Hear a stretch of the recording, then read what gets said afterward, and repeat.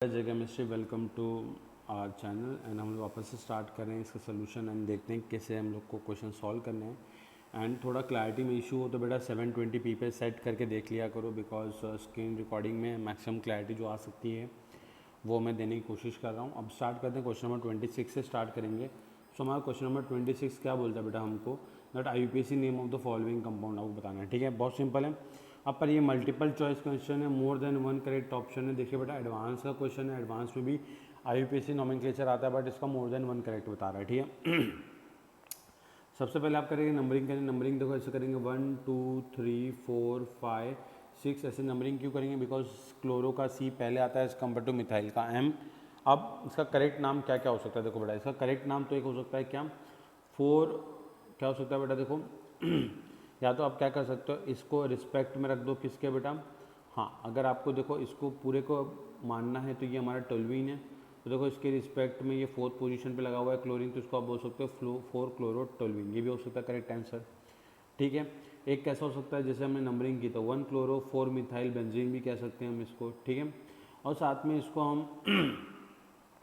हम लोग 4 methyl chlorobenzene भी कह सकते हैं। तो मेरे हिसाब से ऑप्शन ए भी करेक्ट होना चाहिए था, बट आंसर बी सी दे रखा है and I am not sure about the official की, बट मेरे हिसाब से ए बी सी करेक्ट होना चाहिए था। ठीक है, the correct combination of the name of isomeric alcohol with the molecular formula C4H10O is और आर। ठीक है, अब क्वेश्चन नंबर 27 में आपको क्या करना है, पहले आइसोमेरिक अल्कोहल बनाने जितने भी बना सकते हो। तो देखिए हम इसका आइसोमेरिक अल्कोहल बनाते हैं C4H10O के।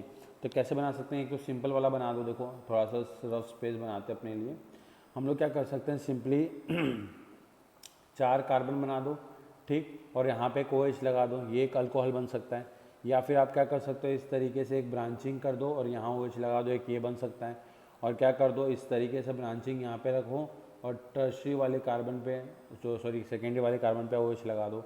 और एक हो सकता है कि आप एक टर्शरी वाला कार्बन बनाओ और एक इस पर एक OH लगा दो। तो टोटल आप ये 4 आइसोमेरिक फॉर्म बना सकते हैं इसके, और चारों के नाम आप लिख सकते हैं आराम से। ठीक है, तो इसके जब चारों के नाम आप देखोगे तो इन चारों के नाम क्या क्या आ सकते हैं बेटा इसका नाम आएगा देखो बेटा tertiary butanol and 2 methyl propane 2 all. ठीक, उसके बाद आएगा N ब्यूटेनॉल और ब्यूटेन 1 ऑल, और साथ में isobutyl alcohol and 2 methyl propane 1 all. तो आप सिंपली क्या कर सकते हो, आपको पहले इसमें क्या करना था, पहले आपको ये बनाना था और बनाने के बाद इनके नोमेनक्लेचर आपको करने था। बहुत सिंपल सा क्वेश्चन था ये, आपको ज़्यादा सोचने की भी ज़रूरत थी नहीं। 4 नंबर आसानी से एडवांस में मिल जाएंगे, और एडवांस में 4 नंबर मतलब बहुत बड़ी बात होती है। ठीक है, now which of the following statement about NOPNQ with respect to M is और आर करेक्ट। ठीक है, अब हम देखते हैं, देखो आपको दिख रहा होगा स्ट्रक्चर, देखिए एक स्ट्रक्चर ये रहे हमारे MNOPQ। ठीक है, अब आपको देखना है कि स्टेटमेंट कौन कौन से करेक्ट हैं रिगार्डिंग दिस क्वेश्चन। ठीक, अब क्या पहला स्टेटमेंट है MNNR नॉन मिरर इमेज स्टीरियोआइसोमर। अब MN कहाँ है बेटा, देखो ये हमारा ये रहा M, ये रहा हमारा M, ये रहा हमारा N। अब आपको बताना है कि क्या ये नॉन सुपर मतलब कि एक दूसरे के non mirror image stereo isomer है कि नहीं। तो उसके लिए सबसे सिंपल हो सकता है कि क्या कर सकते हो, आप इसको आप फिशर में कन्वर्ट कर लो, और फिशर में कन्वर्ट करने के बाद आप देख सकते हो कि वो नॉन मिरर इमेज है कि नहीं। तो M और N का अगर मैं फिशर बनाना चाहूँ तो कैसे बनाएंगे, देखो बेटा इस तरीके से वर्टिकल लाइन बना लो, ये आप 2 कार्बन इस तरीके से दिखा दो, ये देखो ऐसे बनेगा, ये M का बना रहा हूँ मैं। ठीक है, और यहाँ पे इस तरीके से ये OH यहाँ पे, OH यहाँ पे, H यहाँ पे, H यहाँ पे। देखो बेटा ये कहाँ है, लेफ्ट हैंड साइड पे, तो यहाँ पे लेफ्ट हैंड साइड बना दिया, ये राइट हैंड साइड पे, तो ये राइट हैंड साइड पे बना दिया। सिंपल है। अब ऐसे हम N के लिए बनाते हैं, देखिए N के लिए बना दो, कैसा हो जाएगा बेटा, देखो CH3Cl यहाँ पे OH यहाँ पे H यहाँ पे H यहाँ पे OH। तो आप देख सकते हो ये दोनों एक दूसरे के मिरर इमेज कहीं से भी नहीं लग रहे हमको, है ना। तो सही बात है कि MNNR non mirror image stereo isomer, तो ये करेक्ट है ऑप्शन ए।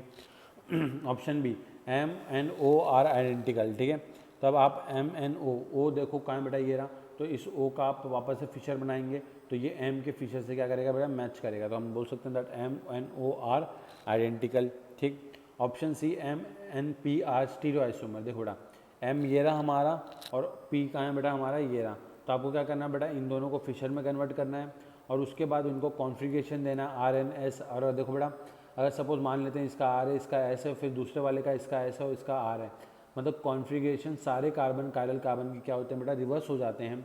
तो हम उनको इनैंशियोमर बोलते हैं। अगर सपोज एक का चेंज हो रहा बाकी सारे सेम है तो इनको हम डायस्टीरियोमर बोलते हैं। तो MNPR इनैंशियोमर आप देख सकते हैं RS फाइंड करके, बड़ा सिंपल सा तरीका है, ठीक है। और वरना क्या कर सकते हो, आप देख सकते हो कि M और P जो है हमारा, ये रहा M और ये रहा हमारा P, अगर एक दूसरे के क्या है बेटा, non superimposable mirror image हैं तो भी इसको इनैंशियोमर कहते हैं। इनैंशियोमर की डेफिनेशन ये है कि non superimposable mirror image होने चाहिए, ठीक। तो देखिए बेटा यहाँ पे मैं आपको बस मेथड बता रहा हूँ कि आपको अप्रोच कैसे करना है, आपका थॉट प्रोसेस क्या होना चाहिए, ताकि क्वेश्चन आपसे गलत ना हो। और आपको अपने एंड से भी एक बार क्वेश्चन सॉल्व करके देखना है ताकि आपको भी प्रैक्टिस हो जाए, वरना क्या आप तो उसे सुन लोगे मज़ा नहीं आएगा। प्रैक्टिस भी करनी है आपको, थोड़ा सा सीखना भी है आपको, ठीक है। नाउ क्वेश्चन नंबर 29 के लिए कह रहा है कि द करेक्ट स्टेटमेंट या statements about the following compound is. देखिए बेटा ये जो कंपाउंड दे रखा है तो आपको बताना है कि टोटल स्टीरियोआइसोमर कितने हैं इसके। तो अगर आप देखेंगे यहाँ पे कि ये पहला स्टेटमेंट होता है total number of stereoisomer possible for X is 6। तो देखिए ये अगर आप अच्छे से देखेंगे तो एक सिमेट्रिकल मॉलिक्यूल है जिसके अंदर कितने स्टीरियोजेनिक सेंटर बेटा, देखो 1, 2 और 3 स्टीरियोजेनिक सेंटर हैं। तो यहाँ पे आप 2 की पावर n का फॉर्मूला नहीं लगा सकते ना, यहाँ पे आपको सिमेट्रिक वाले का फॉर्मूला लगाना पड़ेगा और उसके हिसाब से जब आप फाइंड करोगे तो टोटल 6 स्टीरियोआइसोमर पॉसिबल हो सकते हैं। अगर ये अनसिमेट्रिकल मॉलिक्यूल होता तो 2 की पावर n लगाते तो फिर तुमको 8 आंसर मिल जाता, बट सिंस ये मॉलिक्यूल सिमेट्रिकल है इसलिए आप ये वाला फॉर्मूला यहाँ नहीं लगा सकते। नाउ ऑप्शन बी क्या बोलता है, the total number of diastereomer possible X is 3, नहीं। If the stereochemistry about the double bond X is trans, the number of enantiomer possible for X is 4। अब देखिए बेटा अगर इसको ट्रांस कर देंगे आप तो ट्रांस करने के बाद वो कंपाउंड मीज़ो बन जाएगा, ठीक। तो ये ऑप्शन सी भी क्या है बेटा, गलत है। आपको करेक्ट बताना है। तो डी क्या बोल रहा है, if stereochemistry about the double bond X is the number of stereo या फिर इनैंशियोमर पॉसिबल ऑफ X इज 2, ठीक है। तो हाँ इसका आप 2 बना सकते हो आराम से, तो इसका correct answer A and D हो जाएगा, ठीक है। नाउ क्वेश्चन नंबर 30 क्या बोलता है, the correct statement regarding the concern structure. अब आपको करेक्ट स्टेटमेंट बताना है E, F और G के रिगार्डिंग, ठीक है। तो क्वेश्चन नंबर 30 में देखिए आपको बताना है करेक्ट क्या क्या है। पहला स्टेटमेंट बोलता है हमको that E, F, G R resonance structure. देखो बेटा E, F और G बेटा अगर हमारे पूरे आइटम की ही कनेक्टिविटी चेंज हो जाए, हमें ख्याल रखना है कि रेजोनेंस में बस पाई इलेक्ट्रॉन या फिर लोन पेयर या पॉजिटिव चार्ज नेगेटिव चार्ज बस ये डिलोकलाइज होते हैं, एटम अपनी पोजीशन नहीं चेंज करता। तो ये पहला वाला स्टेटमेंट जो है बेटा ये सरासर गलत है। तो E, F, G are not a resonating structures. Now option भी बोलता है E, F and E, G are tautomer. हाँ टॉटोमर है। देखो कैसे बेटा, ये हमारा कौन सा फॉर्म है बेटा, ये हमारा कीटो फॉर्म है। इसका इन्होंने क्या बना दिया, देखो बेटा ये बना दिया इनॉल फॉर्म, है ना। और देखो बेटा ये भी क्या बना दिया इन्होंने, इनॉल फॉर्म। तो ये स्टेटमेंट सही है, पहला वाला स्टेटमेंट गलत है, उस पर टिक नहीं मानना अपने को। Second statement is correct that E, F and F, G are tautomer, ठीक। उसके बाद देखिए बेटा, उसके बाद कुछ नहीं है। उसके बाद आप देखिए F, G are geometrical isomer, हाँ पक्का। F और G को देख लिया बेटा, सिस एंड ट्रांस आइसोमर एक दूसरे के, ये देखो बेटा एक दूसरे के सिस पे है, ये देखो बेटा एक दूसरे के ट्रांस पे है, तो ये स्टेटमेंट भी सही है। डी बोलता है F and G are diastereomer, F and G are हाँ ज्योमेट्रिकल आइसोमर को हम डायस्टेरियोमर भी बोलते हैं, तो ऑप्शन डी भी करेक्ट है। तो देखिए किस तरीके से इन्होंने बस वर्डिंग का खेल किया हुआ, बाकी सिंपल कितना क्वेश्चन था, ये भी हमारा एडवांस का क्वेश्चन है 4 नंबर के लिए। क्वेश्चन नंबर 31 कहता है कि आपको बता the correct statement about the following compound given below is. पहला तो इन्होंने स्ट्रक्चर ही बहुत गंदे तरीके से बना रखा है, तो आपको थोड़ा सा दिख जाए इसलिए मैं स्ट्रक्चर बना दूँ। देखो इस तरीके से यहाँ पे एक बॉन्ड है सिंपल, यहाँ पे एक कार्बन है, यहाँ पे एक कार्बन है, यहाँ पे Cl, H और CH3 अटैच है, यहाँ पे भी HCl और CH3 अटैच है, ठीक है। अब आपको बताना है कि इसमें क्या क्या करेक्ट है। The compound is optically active, हाँ कंपाउंड ऑप्टिकली एक्टिव है because it contain a chiral carbon as well as it doesn't have a plane of symmetry. अब प्लेन ऑफ सिमेट्री होती तो ये मीजो कंपाउंड हो जाता और ये ऑप्टिकली इनएक्टिव हो सकता था। तो देखिए बहुत सिंपल चीज़ है। The compound possess centre of symmetry, बेटा नहीं, सेंटर ऑफ सिमेट्री होता तो ऑप्टिकली एक्टिव तो होता ही नहीं, तो ये गलत है। The compound possesses plane of symmetry, ये भी गलत है। The compound possesses alternate axis of symmetry या एक्सिस ऑफ सिमेट्री, हाँ ये ऑप्शन हमारा सही है, ठीक है। ये हम आइसोमेरिज्म चैप्टर में हमने पढ़ा था बहुत अच्छे से, that what is axis of symmetry and all, ठीक। नाउ क्वेश्चन नंबर 32 बोल रहा है कि विच of the following can exhibit tautomer.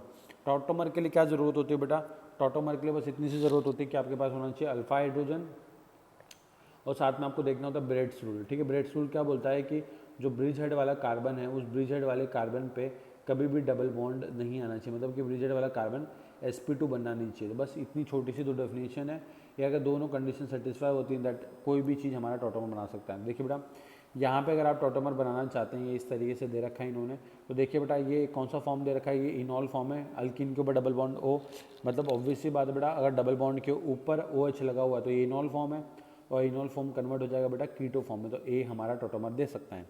Now option B को देखो बेटा, ये क्या दे रखा है इन्होंने, इस तरीके से डबल बॉन्ड ओ दे रखा है यहाँ पे, है ना। यही देना चाहिए डबल बॉन्ड ओ वैसे तो अगर डबल बॉन्ड ओ है हमारा, ठीक। और देखिए यहाँ पे ये पाई बॉन्ड पहले से ही इन्होंने दे रखे हैं, ठीक। यहाँ पे भी ये पाई बॉन्ड इन्होंने दे रखा है, इस तरीके से यहाँ पे पाई बॉन्ड हो, यहाँ पे पाई बॉन्ड होगा। तो अब देख सकते हो इसके पास कोई भी एक अल्फा हाइड्रोजन नहीं है जो कि एक sp3 कार्बन पर अटैच हो, तो ये हमारा टोटोमर नहीं बनाएगा। बट अगर आप इसको देखें तो देखो बेटा यहाँ पे डबल बॉन्ड ओ है, यहाँ पे डबल बॉन्ड ओ है, और यहाँ पे एक हमारे पास ये है। तो आप देख सकते हैं कि इस कार्बन का अल्फा sp3 अवेलेबल है और इस कार्बन का भी अल्फा sp3 अवेलेबल है हाइड्रोजन, तो ये भी भाई साहब सी वाला हमको देगा टोटोमर। और अगर आप ऑप्शन डी की बात करते हैं तो ऑप्शन डी तो ऑब्वियसली बात है देगा। देखो बेटा ये रहा सी डबल बॉन्ड ओ, ये रहा सी डबल बॉन्ड ओ, तो इसका भी अल्फा अवेलेबल है sp3, इसका भी अल्फा sp3 अवेलेबल है, और दोनों के पास अल्फा हाइड्रोजन है भी, तो मतलब ऑप्शन ए सी और डी करेक्ट है, which can show geometrical isomer. Question number 33 देखिए बट आपके लिए पूरा जूम कर दिया, which the following compound will show geometrical isomerism. तो ज्योमेट्रिकल आइसोमेरिज्म के लिए बहुत सिंपल है, आपको क्या बताया मैंने कि ज्योमेट्रिकल आइसोमेरिज्म के लिए अल्कीन पे लगे हुए जो दो ग्रुप होते हैं ये डिफरेंट होने चाहिए, ठीक है। दो ग्रुप, ये दोनों ग्रुप आपस में सिमिलर नहीं होने चाहिए, अगर सिमिलर हैं तो भाई साहब ये हमको ज्योमेट्रिकल आइसोमेरिज्म नहीं शो कर सकता। बहुत सिंपल है फाइंड करना, ठीक है। अब स्टार्ट करते हैं। अब 33 में देखो बेटा 2 ब्यूटीन नहीं करेगा, क्यों नहीं करेगा कि करेगा बेटा, वेरी गुड करेगा। क्यों करेगा देखिए बात समझते हैं। अगर हम 2 ब्यूटीन का स्ट्रक्चर बनाते हैं तो देखिए कैसे बनेगा, ये इस तरीके से बनेगा C, ये इस तरीके से ये और यहाँ पे H और यहाँ पे H। तो देख सकते हो इस कार्बन पे एक मिथाइल लगा हुआ है, एक हाइड्रोजन, एक मिथाइल और एक हाइड्रोजन, और ये दोनों दोनों कार्बन पे दोनों डिफरेंट ग्रुप अटैच हैं। सो हाँ ऑब्वियसली बात है दोनों डिफरेंट ग्रुप अटैच है, कंडीशन सेटिस्फाइड, और ये भाई साहब हमारा जो ज्योमेट्रिकल आइसोमर है वो हमको शो करेगा। सिंपल चीज़ है, तो ज्योमेट्रिकल आइसोमर शो करेगा, तो ऑप्शन ए करेक्ट है हमारा, ऑप्शन ए इज़ करेक्ट। उसके बाद देखते हैं बेटा ऑप्शन ए के बाद देखते हैं ऑप्शन बी, प्रोपीन नहीं कर पाएगा। देखो क्यों, क्योंकि प्रोपीन ऐसा होता है हमारा, और प्रोपीन पे देखो इस पे देखो एक कार्बन पे दोनों हाइड्रोजन सेम ग्रुप लगे, तो ये ज्योमेट्रिकल आइसोमर शो नहीं करेगा, तो ऑप्शन बी नहीं करेगा। 1 फिनाइल प्रोपीन, 1 पे फिनाइल लगा दो और प्रोपीन, तो हाँ ये करेगा देखो बेटा, क्योंकि अब देखो दोनों ग्रुप डिफरेंट है, एक फिनाइल एक हाइड्रोजन है, तो ऑब्वियसली बात है अब ऑप्शन सी करेगा, ठीक। और उसके बाद ऑप्शन डी 2 मिथाइल 2 ब्यूटीन, ये नहीं करेगा, बिकॉज देखो बेटा 2 मिथाइल 2 ब्यूटीन अगर स्ट्रक्चर बनाने जाऊँ मैं तो इस तरीके से स्ट्रक्चर बनेगा 2 मिथाइल। तो देखो एक ही कार्बन पे 2 मिथाइल ग्रुप हैं, दोनों सेम है, आइडेंटिकल है, तो ज्योमेट्रिकल आइसोमेरिज्म ये शो नहीं करेगा। तो इस तरीके से देखो बेटा हम लोग क्वेश्चन ही सॉल्व नहीं कर रहे, बस हम लोग साथ साथ क्या कर रहे हैं बेटा, हम लोग साथ साथ जो हमारे थियरी है वो भी मैं आपको रिवाइज़ करते हुए चल रहा हूँ। तो आपको देखना है, अपने सारे दोस्तों को बोलो देखने के लिए, और चैनल को सब्सक्राइब तो करना ही करना है, अगर मेरे अच्छे बच्चे हो तो कर देना, ठीक है। Question number 34 which the following has asymmetric carbon. Asymmetric carbon का मतलब क्या होता है, एक ऐसा कार्बन जिसपे 4 डिफरेंट ग्रुप अटैच हों, जिसको हम लोग कायरल कार्बन भी बोलते हैं, ठीक है बेटा, उसको हम असिमेट्रिक कार्बन बोल रहे हैं फिलहाल यहाँ पे। देख लेते हैं किसके पास है किसके पास नहीं। तो क्वेश्चन नंबर 34 बड़ा आसान है। ऑप्शन सी की तरफ देखो बेटा, ये कार्बन देखो यहाँ पे एक Cl लगा, यहाँ पे डी और हाइड्रोजन और एक मिथाइल ग्रुप, तो ऑब्वियसली बात है यहाँ पे कायरल कार्बन है, कौन सा वाला बेटा, ये वाला कार्बन, तो ऑप्शन सी करेक्ट है। ऑप्शन ए में देखो बेटा 2 हाइड्रोजन एक कार्बन से लगे हुए हैं, तो दोनों एटम सेम नहीं होगा कायरल, ये भी कार्बन के पास 2 हाइड्रोजन सेम नहीं होगा कायरल, इसके पास भी 2 हाइड्रोजन सेम नहीं कायरल है, इसके पास 2 Cl सेम है नहीं कायरल है। पर ऑप्शन डी में देखो बेटा इस कार्बन को देखो एक OH है, एक मिथाइल है और एक H है और एक इतना बड़ा ग्रुप है, तो ऑब्वियसली बात है ये वाला कार्बन भी कायरल है, तो option C and option D is correct. The keto enol tautomerism is observed in, keto enol tautomerism बहुत सिंपल, वापस से बता चुका हूँ मैं आपको, अल्फा हाइड्रोजन sp3 कार्बन के पास होना चाहिए, अगर है कंडीशन सेटिस्फाइड तो बेटा ऑप्शन बी, और ऑप्शन बी, और आपका और ऑप्शन कौन सा हो सकता है बेटा, ऑप्शन बी होना चाहिए वैसे तो, ऑप्शन सी नहीं होगा। क्यों नहीं सी होगा, देखिए बेटा क्रॉस कर दो इसको सी को, बिकॉज देखो अगर 2 बेंजीन रिंग है हमारे पास इस तरीके से, और बेंजीन रिंग पे इस तरीके से C double bond O benzene ring लगा हुआ है, तो देखो यहाँ पे कोई sp3 कार्बन भी नहीं, अल्फा हाइड्रोजन भी नहीं, तो सिंपली ये टॉटोमरिज्म शो नहीं करेगा, तो ऑप्शन सी तो गलत है ही।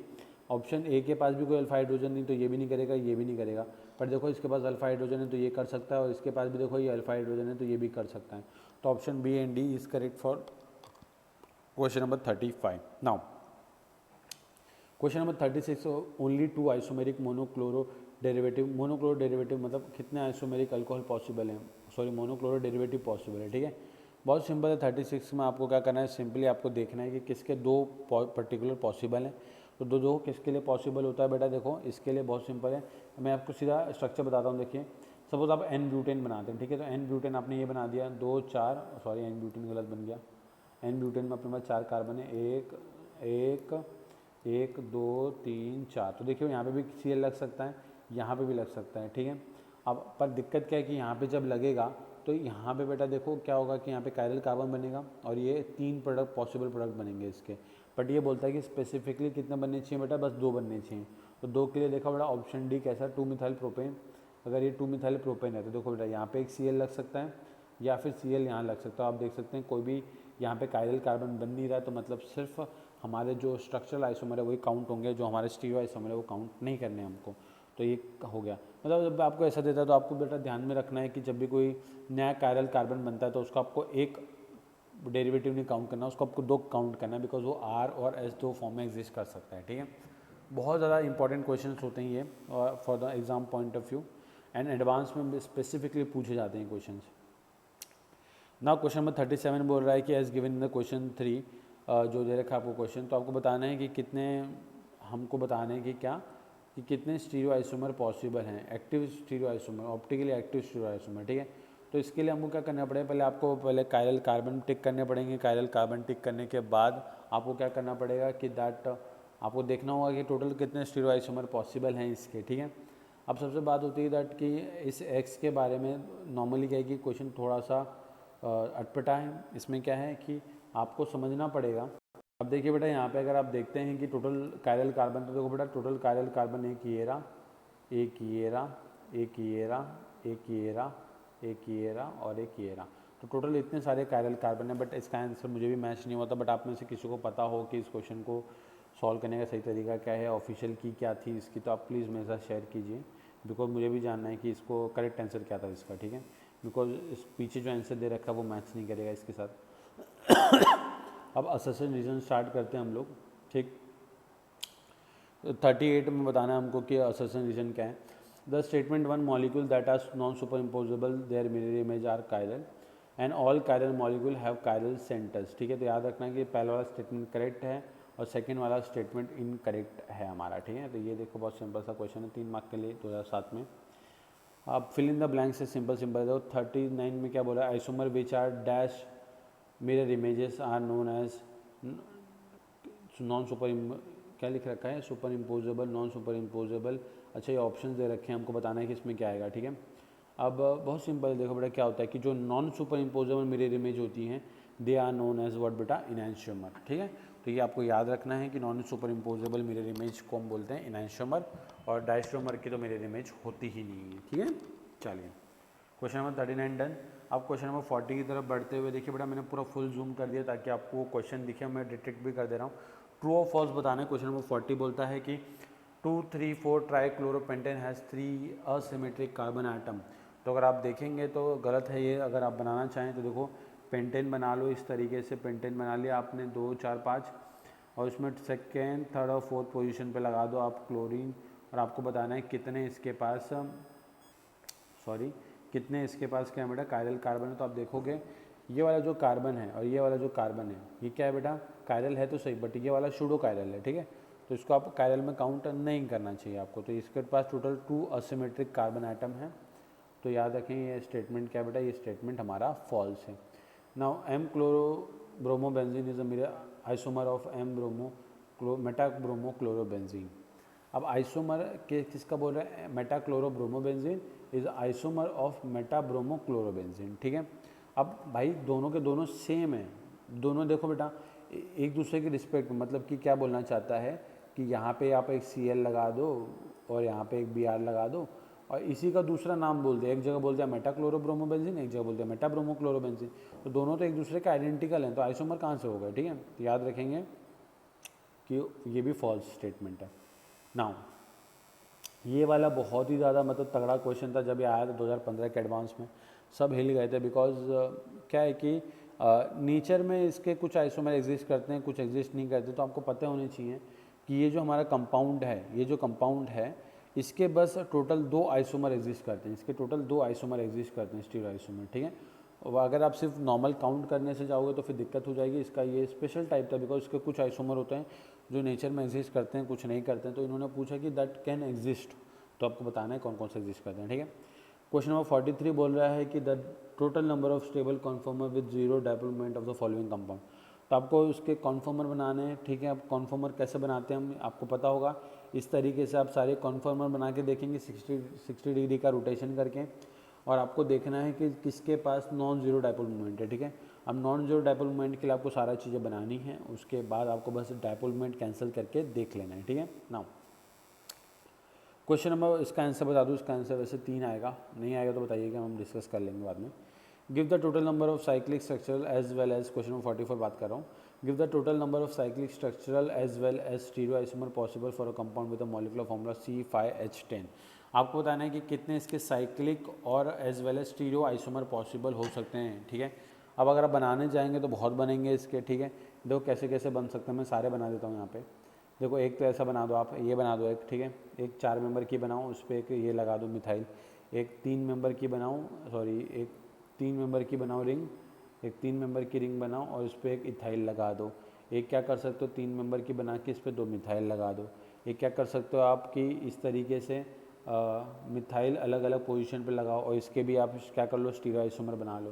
देखो 1 2 3 4 5, फिर इसके और बनेंगे कि ये दोनों जब ऊपर की तरफ हो, और क्या हो सकता है बेटा, एक नीचे और एक ऊपर की तरफ हो।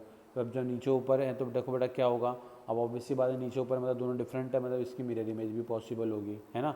मतलब पेयर ऑफ इनैंशियोमर, ये कुछ इनैंशियोमर यहाँ पे भी, तो total number of stereo isomer भी पूछ रहे हैं इंक्लूडिंग, तो 1 2 3 4 5 6 और 7, ठीक है। तो इसके टोटल 7 पॉसिबल हमारे क्या हैं बेटा, स्टीरियो आइसोमर विथ साइक्लिक, ठीक है। तो ये बहुत सिंपल था, आपको बस क्या करना है, ये थोड़ा सा ऐसे पहले आते थे ऐसे क्वेश्चन, अब तो बहुत कम हो गए ऐसे क्वेश्चन आना, बट स्टिल आपको पता होना चाहिए, बनाना आना चाहिए, ठीक। क्वेश्चन नंबर 45 बोल रहा है कि आपको बताना है कि राइट द, ये तो राइट करना है मोस्ट स्टेबल, आजकल ऐसे क्वेश्चन आते हैं, बट स्टिल आपको पता होना चाहिए कि जो गॉश फॉर्म होता है that is most stable then the anti form in case of intramolecular H bonding.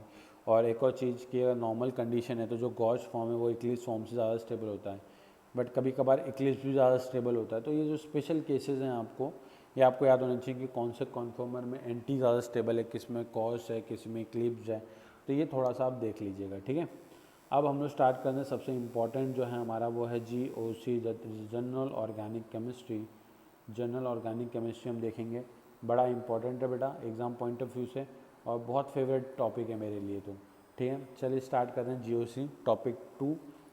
इसमें पहला क्वेश्चन है that 25 gram of unknown hydrocarbon upon burning produce 80 gram of CO2 and 9 gram of water, this unknown hydrocarbon और contains. अब आपको बताना है कि कैसे, तो आप क्या कर सकते हो कि आप मास ऑफ कार्बन फाइंड कर सकते हो। कैसे फाइंड कर सकते हो, बाय गिवन आपको जितना भी डेटा दे रखा है वहाँ से आप mass of carbon and mass of hydrogen find कर सकते हो।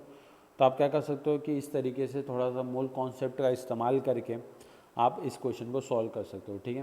तो ये क्वेश्चन बेसिकली थोड़ा मोल की तरफ ज़्यादा है, बट थोड़ा सा इसमें GOC में क्यों डाल दिया मुझे समझ नहीं आ रहा, बट ये क्वेश्चन मोल में होना चाहिए था, ठीक है।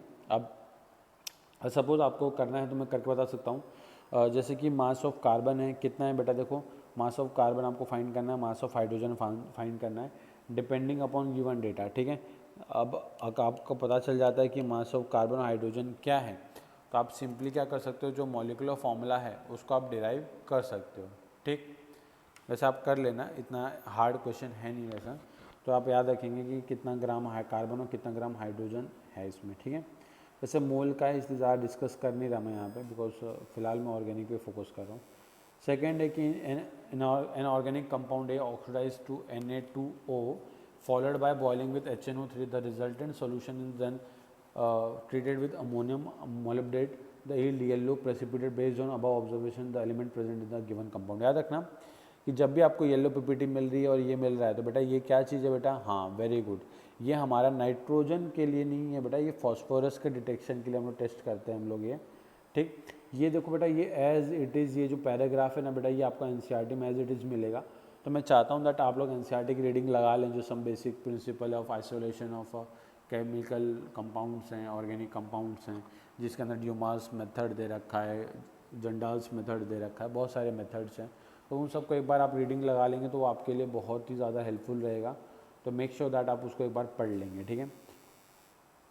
अब question number 3, the increasing order of the nucleophilicity of the following nucleophiles, ठीक है। अब इंक्रीजिंग ऑर्डर बताना है आपको, बहुत सिंपल है।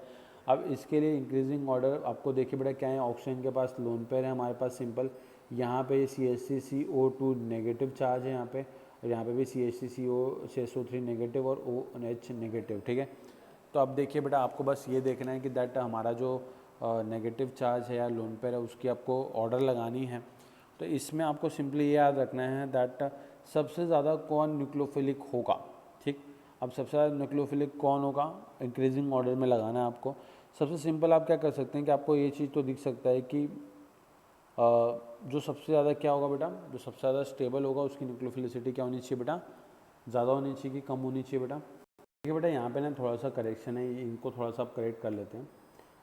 इन्होंने एक तो ना स्ट्रक्चर बड़े ख़राब दे रखे हैं। देखो ये जो दे रखा है ना इन्होंने, ये दे रखा है इन्होंने CH3CO2 नेगेटिव, ये है दूसरा बेटा वाटर, उसके बाद है हमारे पास CH3SO3 नेगेटिव और साथ में हमारे पास OH नेगेटिव, ठीक है।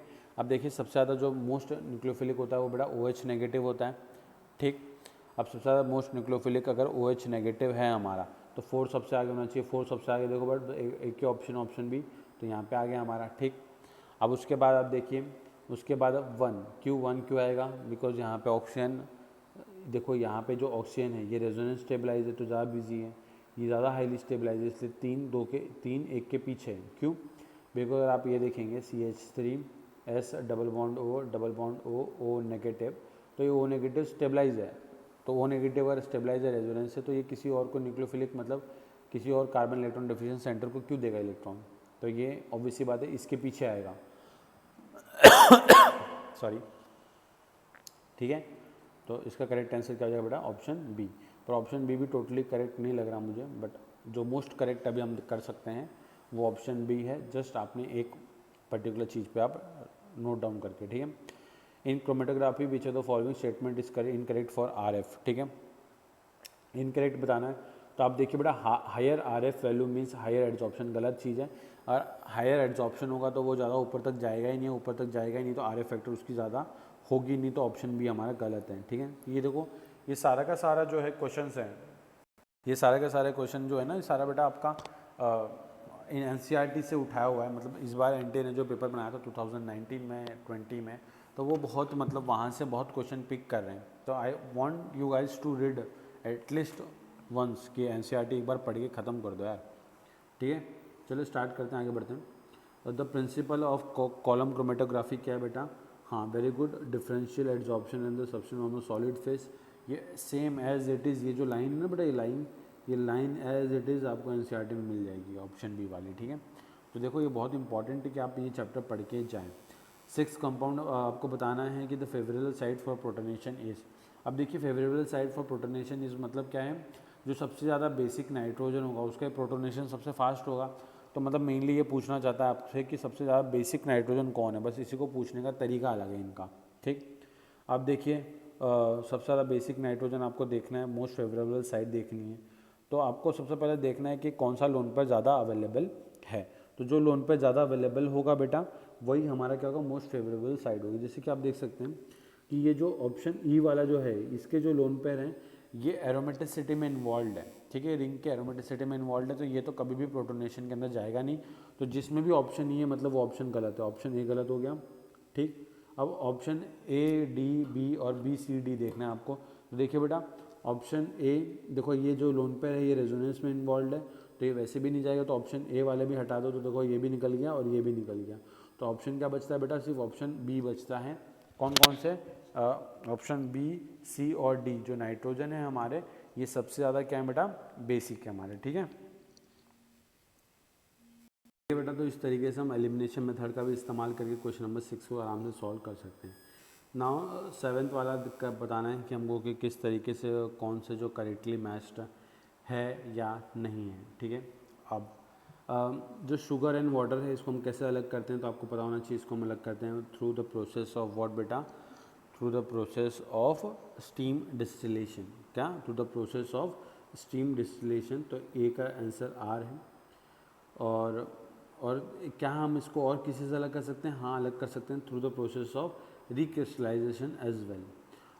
H2 और वाटर, देखिए बेटा H2 और वाटर क्या है, एक दूसरे में सॉल्युबल होंगे नहीं होंगे, वो अब आपको देखना है। उसके बाद आपको डिसाइड करना है कि इनके बॉइलिंग पॉइंट में कितना डिफरेंस है, उसके अकॉर्डिंगली आपको टिक करना है डिफरेंशियल एक्सट्रैक्शन, सब्लिमेशन एक्सेट्रा, ठीक है। तो जो ऑप्शन बी है इसके लिए करेक्ट है हमारा क्या बेटा, इसके लिए करेक्ट है हमारा ऑप्शन आर।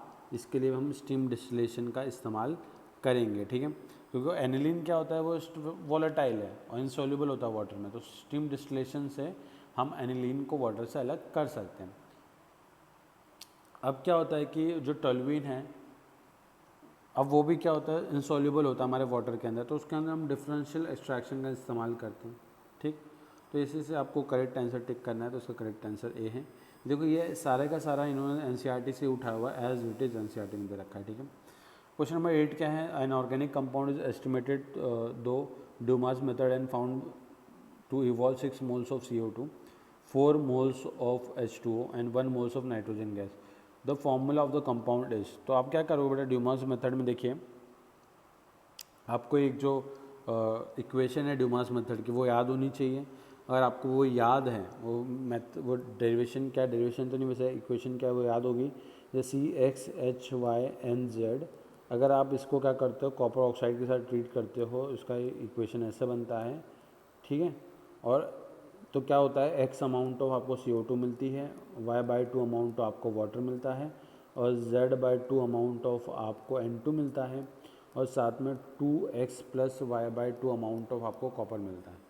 तो आप देखिए आपको क्या है, आपको दे रखा है, किसका अमाउंट दे रखा है बेटा, देखो CO2 के मोल दे रखे हैं, ठीक है, वाटर के मोल और नाइट्रोजन के मोल दे रखे हैं। तो आप यहाँ से क्या कर सकते हो कि x की वैल्यू, y की वैल्यू और z की वैल्यू फाइंड कर सकते हो। और जब आप फाइंड करोगे x, y, z की वैल्यू इस इक्वेशन से, तो वो आएगा बेटा क्या, C6H8N2, C6H8N2, ठीक है। तो उसका करेक्ट आंसर ऑप्शन डी हो जाएगा। ड्यूमास मेथड है, ये बहुत इंपॉर्टेंट है, जैसे मैंने आपको पहले बताया, ये सब एनसीईआरटी में दे रखा है, आपको पूरे ये चीज़ें याद करके जानी है, बहुत इंपॉर्टेंट है आपकी जेई के लिए, ठीक है। नाउ इफ़ 9th वाला क्या है कि if DCM that is a dichloromethane in water are use to differential extraction which of the following statement is correct. देखो क्या होता है, DCM और वाटर में क्या होता है कि जो DCM है, जो क्या होता है कि हैवी होता है एज़ कम्पेयर टू वाटर, उसकी डेंसिटी भी ज़्यादा होती है। तो सिंस उसकी डेंसिटी और हैवी होता है, जिसकी वजह से क्या होता है, जो DCM है, तो अगर आप इसको डिफरेंशियल एक्सट्रैक्शन वाले उसमें डाल रहे हैं, तो DCM की नीचे लेयर होती है और वाटर की ऊपर लेयर होती है, ठीक है। तो स्टेटमेंट ए हमारा करेक्ट है, सिंपल सी चीज़ थी, ये भी एनसीईआरटी में दिया हुआ है।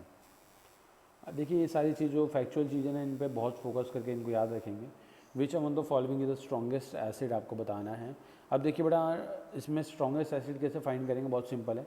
सबसे पहले आप क्या कर दीजिए, सबका H निकाल दीजिए, ठीक है, सबका H+ निकाल दो, H+ निकाल के सबके कॉन्जुगेट बेस बना दो। देखो तो ये सबका कॉन्जुगेट बेस बन गया, तो सब H+ निकाल के हमने कॉन्जुगेट बेस बना दिया। अब कॉन्जुगेट बेस बनाने के बाद जो सबसे मोस्ट स्टेबल कॉन्जुगेट बेस होगा बेटा, वो क्या होगा बेटा, उसकी एसिडिक स्ट्रेंथ सबसे ज़्यादा। मोस्ट स्टेबल कॉन्जुगेट बेस कब होता है, जब देखो बेटा ऑप्शन डी में देखो कार्बन नेगेटिव के पास 3 साइनाइड ग्रुप लगे हुए हैं। तो साइनाइड ग्रुप क्या होता है बेटा, -M के ग्रुप होते हैं। जब 3 -M लगे हैं, तो जो डी वाला ऑप्शन है वो हाईली स्टेबल कॉन्जुगेट बेस है। इससे सबसे ज़्यादा एसिडिक भी कौन सा बेटा, ऑप्शन डी वाला, सिंपल है। GOC से ये प्योर GOC का क्वेश्चन था, वरना अभी तक तो सारे के सारे हमारे NCERT से क्वेश्चन थे। Which of the following will be suitable for the Kjeldahl methods for nitrogen estimation. तो एक चीज़ याद रखेंगे कि जंडाल्स मेथड के ऑफ नाइट्रोजन एस्टिमेशन के अंदर आपको 1 डिग्री अमीन चाहिए होती है, ठीक है। 1 डिग्री अमीन क्या है बेटा, ये रहा, तो इसका करेक्ट आंसर ये रहा। 1 डिग्री अमीन मतलब नाइट्रोजन एक कार्बन से अटैच होता है और 2 हाइड्रोजन होते हैं उसके पास, ठीक है। तो ये करेक्ट ऑप्शन है, सिंपल सा क्वेश्चन था, आपको अगर पता होता तो। Which of the following molecules are least resonance stabilise, तो लिस्ट रेजोनेंस स्टेबलाइज के लिए आपका देखना है क्या है कि कहाँ पे रेजोनेंस एनर्जी कम है, ठीक। अब रेजोनेंस एनर्जी कम कहाँ होगी, देखो बड़ा ये तो बेंजीन है, ये भी बेंजीन है, सॉरी ये आपका बेंजीन का डेरिवेटिव है, ये भी हमारा देखो एरोमेटिक है, 2n+2 फॉलो करेगा। बट यहाँ पे देखो बेटा, यहाँ पे क्या है बेटा, यहाँ पे एक sp3 कार्बन है, और सिंस यहाँ sp3 कार्बन है तो बेटा ये क्या है, एक नॉन एरोमेटिक कंपाउंड। तो ऑब्वियस सी बात है, इसकी जो ऑप्शन डी है हमारा, इसकी क्या होगी बेटा, रेजोनेंस एनर्जी कम होगी, बिकॉज सबसे ज़्यादा रेजोनेंस एनर्जी एरोमेटिक कंपाउंड की होती है, उसके बाद नॉन एरोमेटिक, फिर एंटी एरोमेटिक, ठीक है। तो ये जो नॉन एरोमेटिक कंपाउंड और बाकी जो तीनों हैं, ये तीनों दे आर व्हाट बेटा, they are aromatic in nature, ठीक है। तो जो ऑप्शन डी है दैट इज़ करेक्ट, ओके। और बाकी आपको देखना पड़ेगा, देखो ये जो तीनों हैं, ठीक है, ये जो तीनों कंपाउंड हैं हमारे, ये तीनों के तीनों हमारे करेक्ट हैं, ठीक। अब इसको हटाते हैं पहले और दूसरे क्वेश्चन पे चलते हैं हम लोग। Question number 13, the distillation technique most suitable for the separation of glycerol from spent lie in the soap industry is, तो आपको बताना है कि कौन सा वाला डिस्टिलेशन की बात कर रहा है। तो देखिए बेटा, ये होता है डिस्टिलेशन अंडर रिड्यूस प्रेशर, और मैं आपको बताता हूँ, जाके एनसीईआरटी ओपन करके देखना, ये लाइन एज इट इज़ आपको मिलेगी, fill in the blanks type में पूछ रहा है, ये लाइन आपको एज इट इज़ मिलेगी। सो मेक श्योर दैट आप इसको याद करके जाएं, बिकॉज ऐसे क्वेश्चन बहुत आ रहे हैं आजकल, एनसीईआरटी बेस्ड हो रहा है, एनटीए आज के थोड़ा एनसीईआरटी बेस्ड चल रहा है, तो I want you guys to revise it very thoroughly. अब देखिए बेटा, क्वेश्चन नंबर 14 में देखते हैं। क्वेश्चन नंबर 14 में आपको करेक्ट ऑर्डर ऑफ एसिडिटी बताना है। सबसे पहले देखो बेटा, एच हटा दो और ओ नेगेटिव बनाओ, कॉन्जुगेट बेस बना दो। अब देखो कॉन्जुगेट बेस बनाने के बाद देख लो कि क्या क्या होने वाला है, ठीक। अब कॉन्जुगेट बेस जितना स्टेबल उतनी ज़्यादा क्या बेटा एसिडिक स्ट्रेंथ होगी इसकी, ठीक है। तो आप देखिए बेटा, यहाँ पे 2 OH ग्रुप लगे पड़े हैं, और ये OH ग्रुप क्या करेंगे, माइनस आई देंगे, और साथ में ये जो हाइड्रोजन है ये O नेगेटिव के साथ इंट्रामोलिकुलर H बॉन्डिंग करके स्टेबलाइज कर सकता है। तो जो 1 वाला है इसका O नेगेटिव सबसे ज़्यादा स्टेबल है, इसलिए 1 की जो एसिडिक स्ट्रेंथ है वो सबसे ज़्यादा होनी चाहिए। देखो 1 यहाँ पे आगे है और यहाँ पे आगे है, तो ऑप्शन बी सी तो गलत हो गए, ऑप्शन ए और डी में से कुछ सही हो सकता है, ठीक। अब आपको देखना है कि सेकंड और थर्ड में ज़्यादा स्टेबल कौन है, ठीक। अब देखो सेकंड और थर्ड में अगर आप देखें, देखो O नेगेटिव आएगा, और O नेगेटिव के बाद आपको देखना है कि किस तरीके से O नेगेटिव हमारा स्टेबल हो रहा है कि नहीं हो रहा है, ठीक। तो जो सेकंड वाला है हमारा दैट इज़ अगेन स्टेबल, क्यों, वहाँ पे भी देखो बेटा इंट्रामोलिकुलर H बॉन्डिंग होगी, तो सेकंड वाला स्टेबल कहाँ है बेटा, देखो सेकंड वाला ये रहा, तो यहाँ पे इंट्रामोलिकुलर H बॉन्डिंग होगी, तो फर्स्ट के बाद थर्ड कहाँ आएगा बेटा, फर्स्ट के बाद थर्ड ये रहा। फिर इसमें और इसमें अगर हमको देखना है, देखिए इसमें तो हम देख ही नहीं सकते, हमको सिर्फ देखना माइनस आई, तो OH माइनस आई पास में, तो ये ज़्यादा स्ट्रॉन्ग होगा। तो उसको जो करेक्ट ऑर्डर है ना बेटा, वो करेक्ट ऑर्डर होना चाहिए 1 3, फिर उसके बाद होना चाहिए 2, और उसके बाद होना चाहिए बेटा 4, 1 3 2 4, ठीक। बट ऐसा ऑप्शन दे नहीं रखा इन्होंने, पता नहीं क्यों, शायद से इन्होंने कुछ मिस्टेक करी हुई है, ठीक। आप देख लेना, और कुछ आपको लगता है इसमें करेक्शन तो आप मुझे बता दीजिएगा, ठीक है। क्वेश्चन नंबर 15 कह रहा है कि क्या, for the estimation of nitrogen 1.4 gram of organic compound was digested by Kjeldahl's method and the evolve ammonia was observed ए।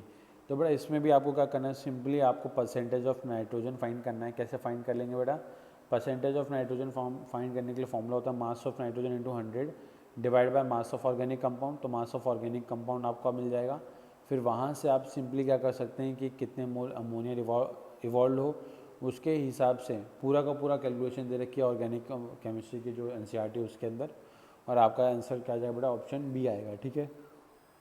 जो बेटा ये पूरी कैलकुलेशन करवा नहीं रहा, बिकॉज अगर वो पूरी करवाऊंगा तो बहुत बड़ा दिक्कत हो जाएगी और बहुत ज़्यादा लेंदी वीडियो बन जाएगी, ठीक है। तो the gases hydrocarbon gives upon combustion, इतना ये तो एम्पोरिकल फॉर्मूला बता दो इसका। तो देखो ये सारे का सारा आपको Dumas method, the qualitative and quantitative analysis of carbon hydrogen oxygen, ये सब दे रखा है, आपको पढ़ के जाना है, बिकॉज ये बहुत इंपॉर्टेंट है, क्योंकि हाइब्रिड टॉपिक है, यहाँ पे ऑर्गेनिक भी है, यहाँ पे मोल कॉन्सेप्ट का भी काम आ रहा है। तो ऐसे क्वेश्चन जेईई में प्रेफर्ड होते हैं जहाँ पे एक से ज़्यादा 2 कॉन्सेप्ट इस्तेमाल होते हैं, ठीक है, ओके। तो क्वेश्चन नंबर 16 भी आप इसी तरीके से कर लेंगे, नहीं होता तो बताइएगा। 17 स्टेबिलिटी ऑर्डर बतानी है। देखो बेटा ये रेजोनेंस स्टेबलाइज कार्बोटाइन है, ये यहाँ पे हाइपर कॉन्जुगेशन और प्लस आई है, और यहाँ पे भी ये रेजोनेंस स्टेबलाइज कार्बोटाइन है। बट जो थर्ड वाला है यहाँ पे ज़्यादा रेजोनेंस से ज़्यादा रेजोनेटिक स्ट्रक्चर बनेंगे, तो थर्ड वाला मोस्ट स्टेबल, तो ये ऑप्शन डी हो सकता है या फिर ऑप्शन ए हो सकता है। अब देखो थर्ड के बाद नंबर 1 आएगा, तो थर्ड के बाद नंबर 1 मतलब ये हमारा करेक्ट ऑप्शन है, ए गलत है। ठीक, क्योंकि देखो ये रेजोनेंस स्टेबलाइज, सबसे ज़्यादा रेजोनेंस स्टेबलाइज, फिर ये, ठीक है। अब question number 18, the arrange the following order in decreasing order of acidity. वापस से क्या करेंगे हम लोग, एच हटा देंगे और ओ नेगेटिव कॉन्जुगेट बेस बना देंगे और देखेंगे किसका कॉन्जुगेट बेस सबसे ज़्यादा स्टेबल है। अब देखो बेटा जो OHCH3 है बेटा, ये प्लस एम का ग्रुप है, तो प्लस एम का ग्रुप जो नेगेटिव चार्ज होता है उसको अनस्टेबल करता है। तो जो फोर्थ वाला है इसका कॉन्जुगेट बेस सबसे ज़्यादा अनस्टेबल है, तो ये सबसे ज़्यादा क्या है बेटा, वीक एसिडिक है। तो 4 लास्ट में होना चाहिए, 4 लास्ट में यहाँ पे भी है और यहाँ पे भी है। अब NO2 क्या होता है बेटा, स्ट्रॉन्ग माइनस एम, तो सबसे ज़्यादा स्टेबल कॉन्जुगेट इसका, तो मतलब जो थर्ड वाला है ये सबसे ज़्यादा क्या होना चाहिए बेटा, एसिडिक। तो करेक्ट ऑप्शन ऑप्शन सी। देखा झटके से हो जाते हैं ऐसे क्वेश्चन, जब बस आपको क्या पता होना चाहिए, थोड़ा सा -I +M इस तरीके के ऑर्डर याद होने चाहिए। ठीक है बेटा। तो बेटा 2 और क्वेश्चन करते हैं, उसके बाद में करेंगे, मेरा भी गला दुख रहा है, बहुत ज़्यादा बोल दिया मैंने। ठीक है, 19 देखते हैं, solution of this in toluene racemizes in presence of small amount of SbCl to the formation of. देखिए बेटा SbCl5 एक लुईस एसिड है, यहाँ पे क्लोरीन है, वो उसको इलेक्ट्रॉन डोनेट करेगा, क्लोरीन पे पॉजिटिव चार्ज आएगा, वो कार्बन से बॉन्ड ब्रेक करके कार्बोकैटायन बना लेगा। ठीक है, तो 19 का आंसर क्या है बेटा, सी। वैसे भी आप सब जानते हैं कि रेसिमाइजेशन SN1 रिएक्शन होती है जहाँ पे कार्बोकैटायन बनता है। In allene C3H4 all type of carbon carbonation बताता है। एलिन का स्ट्रक्चर देखो ऐसा होता है बेटा, ये वाले का ये ऐसा होता है, तो ये इसका HH यहाँ लगे होते हैं। देखो इसके पास एक sp कार्बन है और इसके पास एक sp2 कार्बन है। ठीक है, तो इसका आंसर है sp and sp2, तो करेक्ट ऑप्शन है 20 का बी। ठीक है, तो हमने 20 तक डन कर दिया। इसको जानने के लिए हम यहाँ पे एक मार्कर लगा देते हैं और इसके बाद हम स्टार्ट करेंगे आने वाले 2 क्लास में, ये चैप्टर पूरा खत्म हो जाएगा। प्लीज़ बेटा खुद से भी एक बार क्वेश्चंस करो, जो मोल कॉन्सेप्ट जिसमें इन्वॉल्व हो रहा है उनको कोशिश करो, NCERT पढ़ने की कोशिश करो। ट्रस्ट मी, केमिस्ट्री में स्कोर करना कोई बड़ी बात नहीं है, बस राइट डायरेक्शन में राइट मटेरियल के साथ पढ़ाई करोगे तो सब कुछ पॉसिबल है। ठीक है, अजय केमिस्ट्री को दिक्कत तो कमेंट करके बताना, चैनल सब्सक्राइब कर देना।